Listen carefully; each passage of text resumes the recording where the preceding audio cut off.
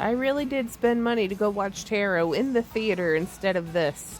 I'm only mostly disappointed in myself. Like, yes, Tarot was a terrible movie, but y'all know horror comes first. But also, I am hella disappointed in myself because this was some Coen Brothers style shenanigans that I eat with a fucking spoon. We are talking some Fargo Big Lebowski style shenanigans. And not only that, I am 1000% convinced that The Fall Guy takes place in the same universe as Tropic Thunder. But anyways, here's the 2024 film The Fall Guy, starring Ryan Gosling and Emily Blunt. So what's it about? So Ryan Gosling was a stunt double, and while he was working on a movie, the stunt went wrong and he broke his back. But don't worry, because while it does come up in conversation, it does not seem to be a factor in him performing stunts. At all. Even a little bit. Even when he was thrown through a windshield. Anyway, so he was like madly in love with Emily Blunt, who was like a camera operator at the time and wanted to be a director, but when he got hurt, he kind of ghosted her because nearly dying kind of put him in a dark place.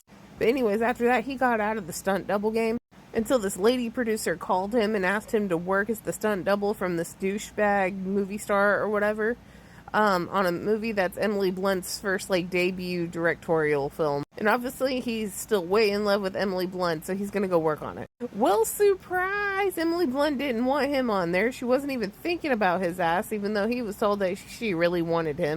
And the actor is missing. So now Ryan Gosling has to do all the stunts in the movie, and he has to track down the actor using all his stuntman work because they can't call the police, otherwise the studio will find out and they'll shut down the project, which is already overblown in the budget, and then Emily Blunt won't get to direct anymore.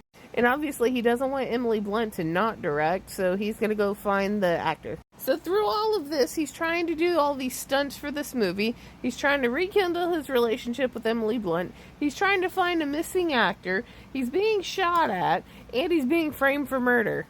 And as it turns out, it's the producer trying to frame him for murder and trying to get him killed so it looks like a murder-suicide to save the actor's ass. Now, would something like this really happen on a movie set? I don't actually know. Probably not, or at least not in the cell phone era. Who knows what the hell they did in the 50s. Now, did I like it? Yes. This was fun. I was entertained. Ryan Gosling is never not fun. I do have a couple of questions. Like, okay, a major proponent in this whole movie is the use of AI, right? So they want Ryan Gosling to do the stunts, and then they're going to take the actor's face and pose it on him, like, through the camera with the special effects and whatnot.